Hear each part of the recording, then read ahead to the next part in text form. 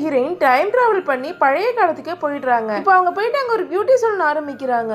ஆனா அவங்களை யாருமே நம்ப மாட்டேங்கிறாங்க. அப்ப ஹீரோ எல்லார்கிட்டையும் ஒரு 80 வயசு பாட்டியை கூட என்னால 18 வயசு பொண்ணா மாத்த முடியும் இந்த மேக்கப் ஆலன்னு சொல்றாங்க. ஃபர்ஸ்ட் அதை யாருமே நம்ப மாட்டேங்கிறாங்க. அப்ப 50 வயசு உள்ள லேடி ஒருத்தவங்க வந்து எனக்கு நீ மேக்கப் பண்ணி காமி அப்ப நான் ஒத்துக்கிறேன்னு சொல்லுவாங்க. இவங்களை நான் மேக்கப் பண்ணி இவங்களை நான் எங்கான ஒரு லேடியை மாத்தி காட்டுறேன், அப்படி இல்லைன்னா நான் இவங்களுக்கு பெரிய அளவுல தங்க காசு தரேன்னு சொல்றாங்க. சரின்னு அந்த லேடி வந்து உட்கார்றாங்க. ஹீரோயினும் மேக்கப் எடுத்து ஒன்னொன்னா போட ஆரம்பிக்கிறாங்க.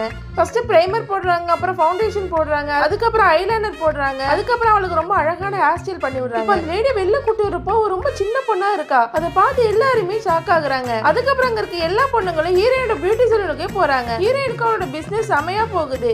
இப்ப அந்த நாட்டுல ஒரு கிளாத்திங் காம்படிஷன் ஒன்று வைக்கிறாங்க. ஹீரோயினோட ட்ரெஸ் ரெடி பண்றாங்க. அது அப்படியே சூரிய ஒளியில க்ளோ ஆகுற மாதிரி இருக்கும். ஆனா அங்க திடீர்னு மழை வர ஆரம்பிக்குது.